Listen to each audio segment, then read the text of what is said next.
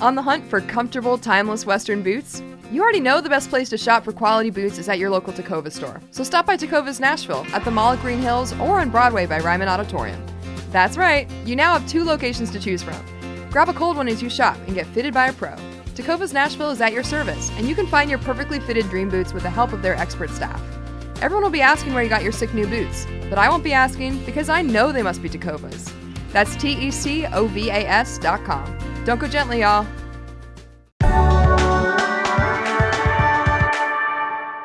Today on CityCast Nashville, we're following up on news that Lipscomb University recently added an anti-LGBTQ plus marriage statement to the tenets of belief on their website.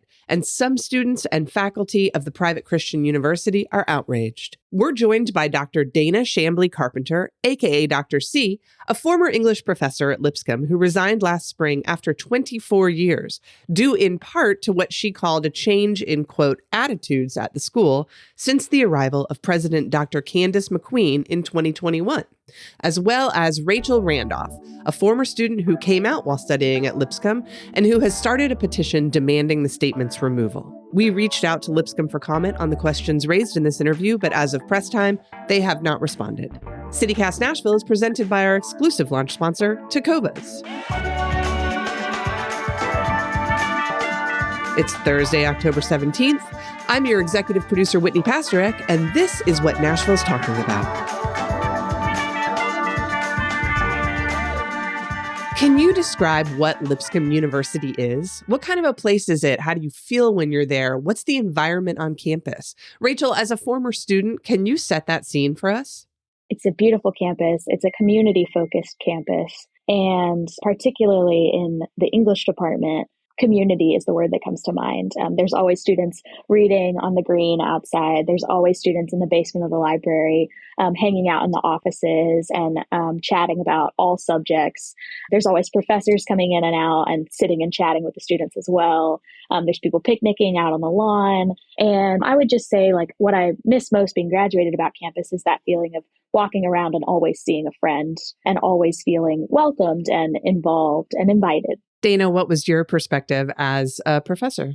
Probably not quite as idyllic as Rachel's, but I would say that there was a sense of community that's unique. And I say was because I have to differentiate between what most of my 24 years of experience there was versus what it's been more recently that was the catalyst for me to ultimately make the very, very difficult decision to leave.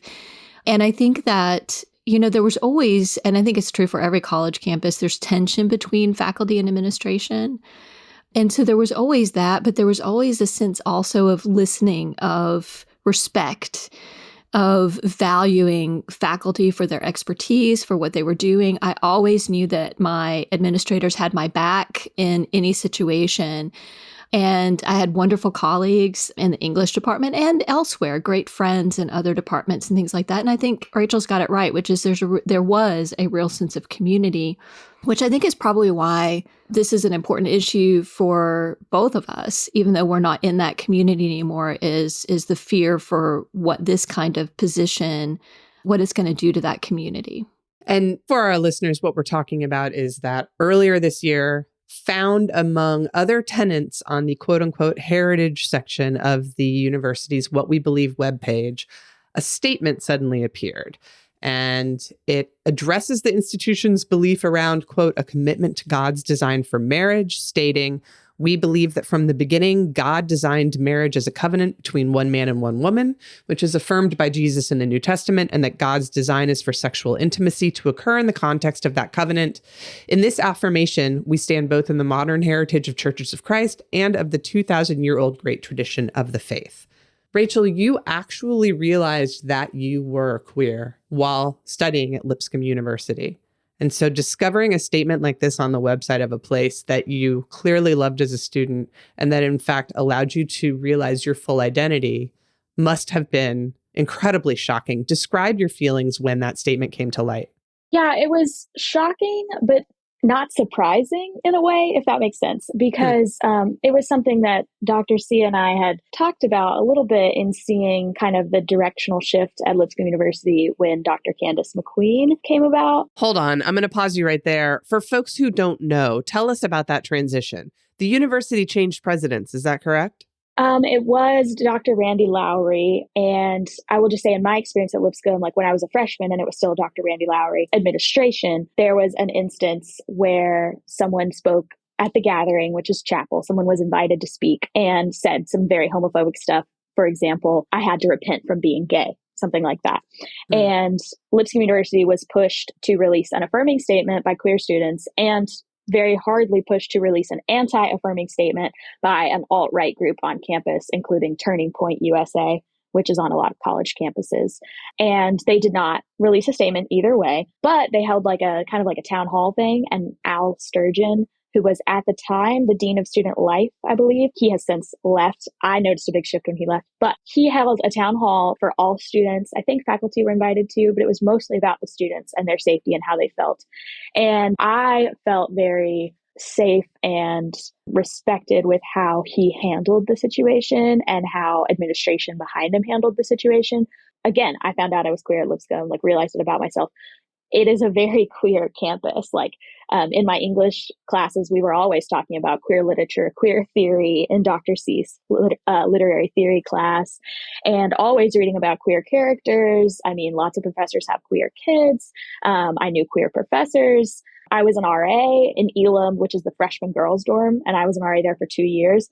And I had so many out and queer and happy residents. And so when Dr. Candace McQueen came in, it did just seem like they were shifting forwards maybe on some areas. Like this year, they've stepped back on curfew for the freshman students. They've eased up kind of the drinking policy, but that under the scenes through faculty and staff and some whisperings, there was this pressure to release an anti-affirming statement. They're looking at this design for marriage statement, suggesting there's nothing new. That's disingenuous at best.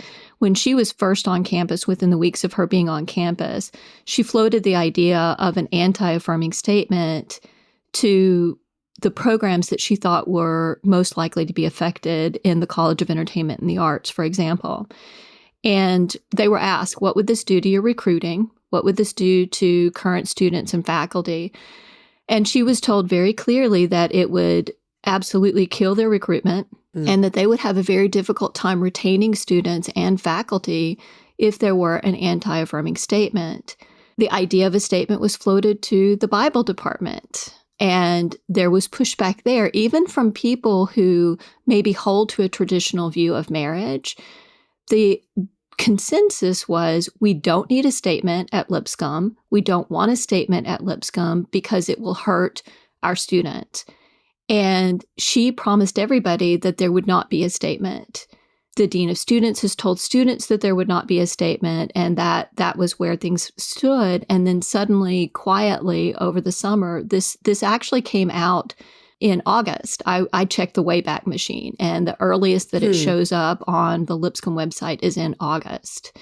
And they did it during the summertime when nobody was watching. The faculty only found out about it after they were back on campus. And even then, the statement didn't come from the president until about a week and a half ago after Rachel and I made it public.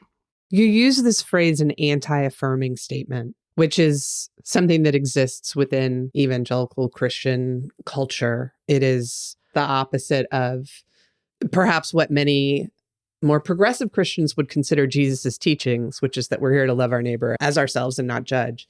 And to your point, Dr. C, it feels like from a recruiting standpoint, Lipscomb had been a place where queer kids in the South could come and continue to follow their Christian faith, but not feel in any way persecuted or harmed for being who they were. What does the loss of that freedom do to a generation of kids?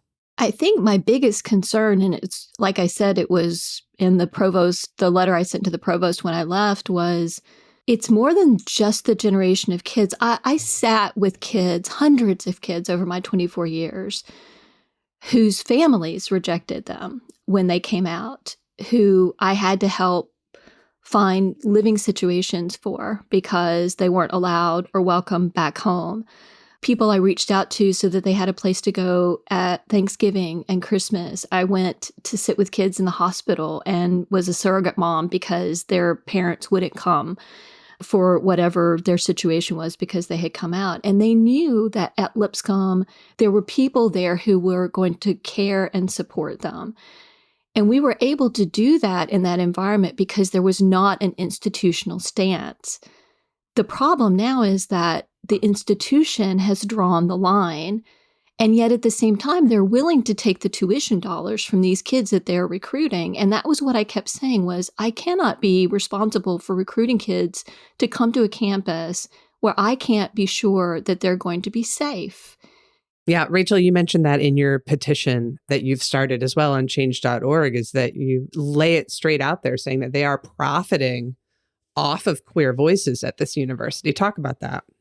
Oh, yeah, that's what annoys me and was quote unquote shocking to me the most, is because Lipscomb makes so much money off of queer art and queer academia. I mean, I went on 2 different trips to read my written work with Sigma Tau Delta, which is an English honor society that's global, and went to Denver one year and went to Atlanta the other year, and one time read a queer essay and one time read a queer short story. Dr. C read a short story with queer characters on campus, and the provost was there. And so they like appealing to the masses because they want their enrollment to go up, and they want all these cool artistic, genius, smart students to come. But then they're going to have this statement that's totally against that. It's just so hypocritical and antithetical to who the university at least used to be. I think that there was a certain assumption within Nashville for a long time that Lipscomb was the sort of it's like the town from Footloose. You can't drink, you can't dance. And then changes happened and it became a far more liberal and accepting and open and progressive place than a lot of people assumed. In taking the university backwards, what does it lose, not just as a welcoming place, but what does it lose in terms of scholarship, in terms of sending out the next generation of leaders, Dr. C? Well, I've just found out that they're actually now showing this statement to potential hires and requiring them to talk about what their feeling is about it. So it's essentially a litmus test. Oh, no. Yeah. It's going to affect who they're hiring. And that seems to me like it's one step away from affecting who they're firing based on these, which is going to also affect what is being taught in the classroom, what kind of scholarship is being encouraged and mentored on campus. What we've spent the last 20 years doing was trying to aspire to be a better competitor at a higher academic level. They're struggling. They're working to try to become a Research 2 institution and all of the sort of credibility that comes with that as an academic sort of center of progressive thought, right, and research. Already people are leaving. I'm not the only person who's left because of this. There are other people who have left. There are other people who are going to leave. And you cannot get top faculty to come into an institution if this is what your policy is. From the student level, I originally wanted to leave Nashville. I grew up in White House, Tennessee. And when I was going to college, I thought I wanted to get out of the South and go somewhere far away. And then I toured Belmont, Lipscomb, and Trevecca, and kind of our little college trifecta besides Vanderbilt here in town. And I felt that Belmont didn't have the same small community aspect that Lipscomb did. And Trevecca was very religious and not exactly where I wanted to go for college. And so Lipscomb was this place where, yes, it was aligned with my faith that I had grown up in, and it felt safe in that way. But it also allowed the community and the freedoms of quote unquote a liberal arts institution. And so, I chose to stay in Nashville because I found this place that felt like it had all these aspects of the community that I was looking for. And I do think that Lipscomb shaped me into the person that I am and developed my love of Nashville. And now I'm here to stay. I want to stay. But I think with this statement, less students will come from out of town and out of state to Lipscomb looking for that community. And current students might consider transferring, or as soon as they graduate, just leaving Nashville, and kind of that idea of queer people abandoning the South versus picking it up and trying to fight the fight. If the fight is exhausting day after day after day, I can understand, more students wanting to move somewhere where they don't have to fight every single day just to exist.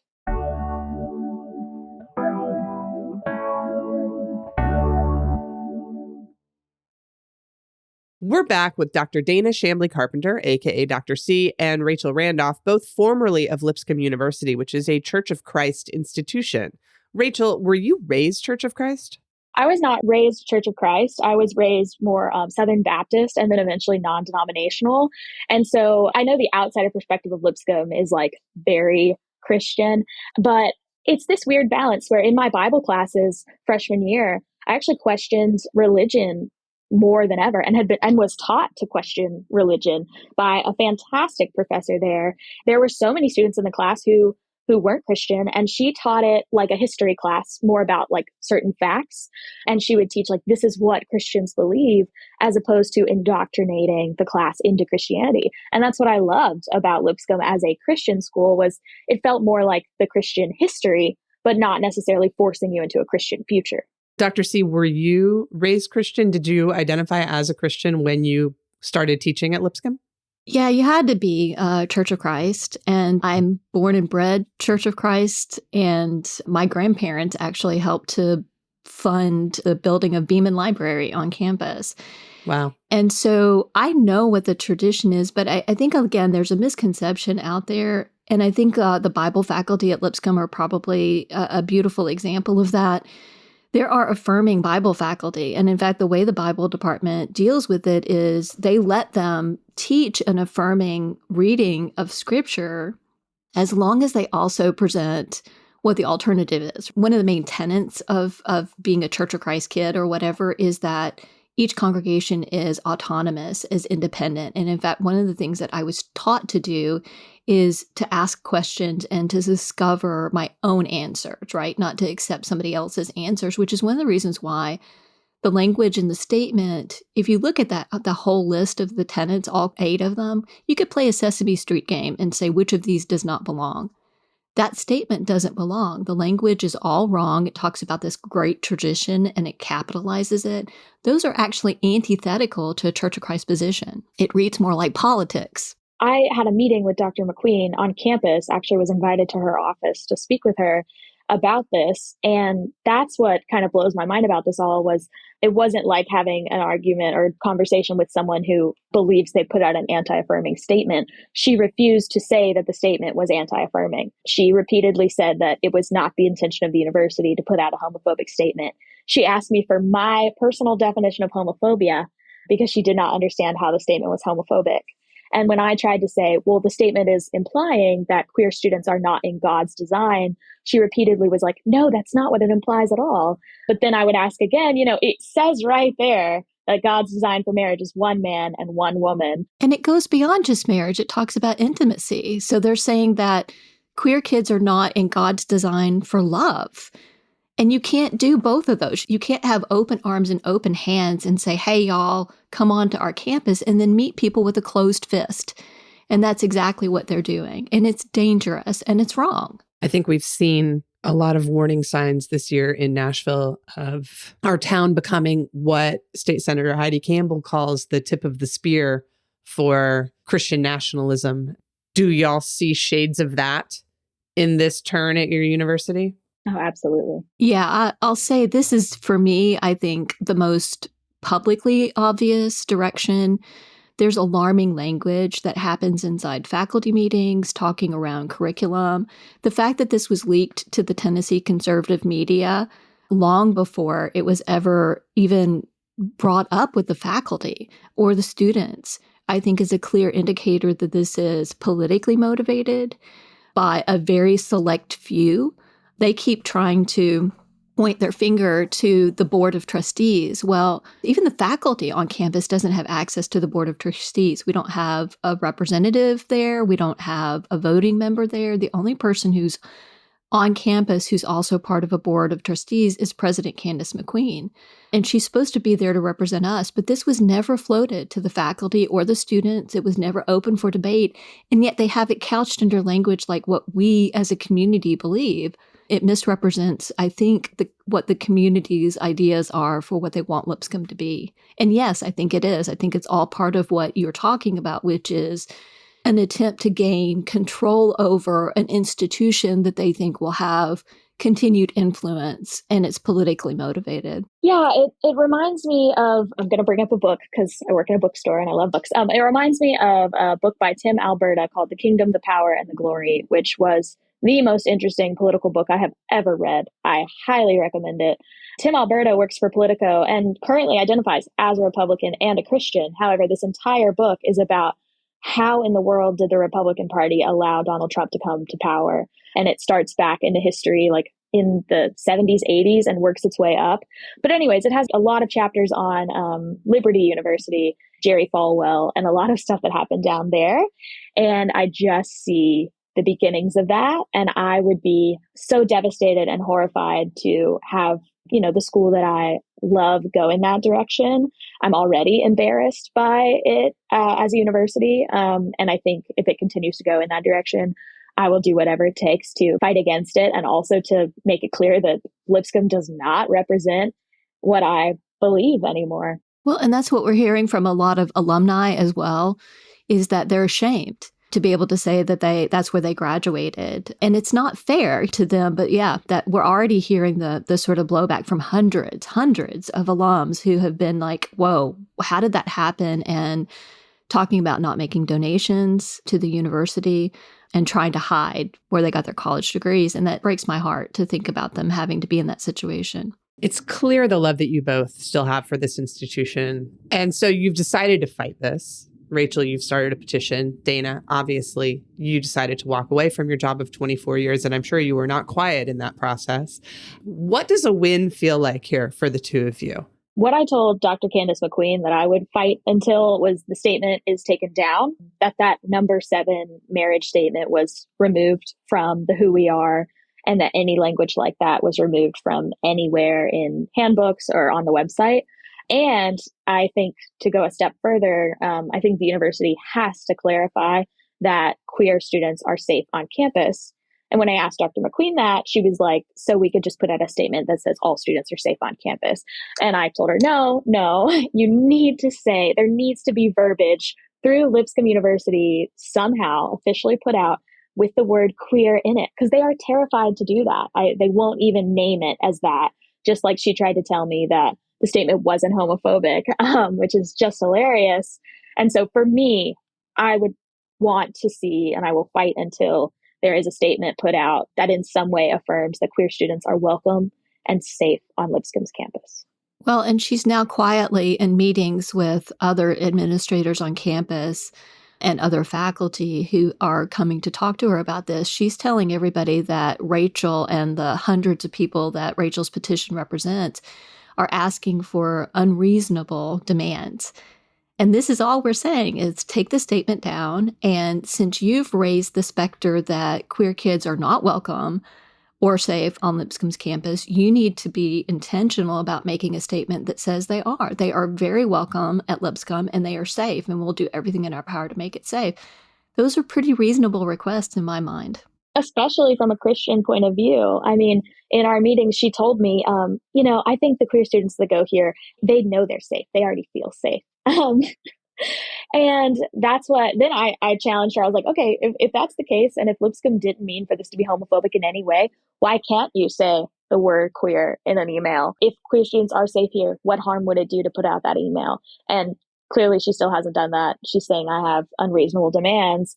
I think that shows the politics behind this, because if it's unreasonable for Lipscomb to have the word queer in an email, that shows us where they're going. Well, faculty are also terrified to speak out. I've heard from so many of them who have reached out since I made this public and said, I can't stand it, but I have to feed my family. I have to keep my job. And that's not a good climate to have on campus either, where people who dissent, people who have a different opinion, are so terrified of speaking out that they can't, that there's nothing but silence. And so I'd like to see that change as well. So if there are Lipscomb grads listening to this podcast, or just residents of the city of Nashville who want to get involved in ensuring that Lipscomb remains a safe place, not just for queer kids, but queer faculty and allies and anybody else who believes in the progressive values that the two of you clearly felt were there prior to Dr. McQueen taking over the administration, how can they get involved? What can people do? What are the best ways that they can join this fight? They can sign the petition that Rachel has up. We'll put a link to that in our show notes for y'all as well. We also have a sample letter if people need that, but any kind of calls that they can make to President McQueen, particularly to let her understand this is a homophobic statement. And the other thing, I think it is relevant to the Nashville community, not just the Lipscomb community, because Lipscomb prides itself on being a member of the community. They talk all the time about how Nashville is the extended classroom and how they want to partner with the city. They reap a lot of rewards for being a player in the city, and the city needs to say, okay, we have boundaries too, right? And you can't be a homophobic institution and continue to partner with the city. And I know there are organizations out there right now who are reconsidering their relationships with the institution, and the more pressure that businesses, community organizers can put on the institution to do these two things: take the statement down and make it absolutely clear that queer kids are safe and welcome at campus. Yeah, I would say the same, especially on the pressure situation. When I was with Dr. McQueen, I mentioned that any of the Nashville organizations that I interned with in school, that I would be reaching out to them and urging them to cut ties with the university based on this statement, or to tell them that they would. And she seemed terrified by that idea. She was like, well, I hope that you can help fix those relationships. And I told her that I, only would if the university changed the statement. And then the other thing I would say is I have a list of the emails of the members of the board of trustees, of all the ones that I could track down. And so I'm going to put those up and ask that people email the board of trustees directly, since Dr. McQueen has seemed to place the blame on them. We can start contacting them and putting pressure on them to change it. And you'll put those on the petition? Yeah, I can add those to the petition. I can't thank the two of you enough for your time. And I think I just want to join your call and echo it and say that Nashville really prides itself on being a place where y'all means all. And this feels like a very clear moment for people to make a choice and decide which side you're on. And if you believe in tolerance and acceptance and true equality, it might be a time to get involved. Thank y'all so much. We appreciate it. We'll keep track of this story for everybody.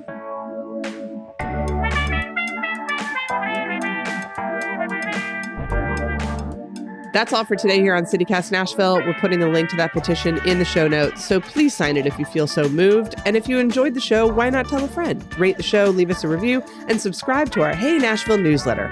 We'll be back tomorrow morning with more news from around the city. Y'all take care of each other.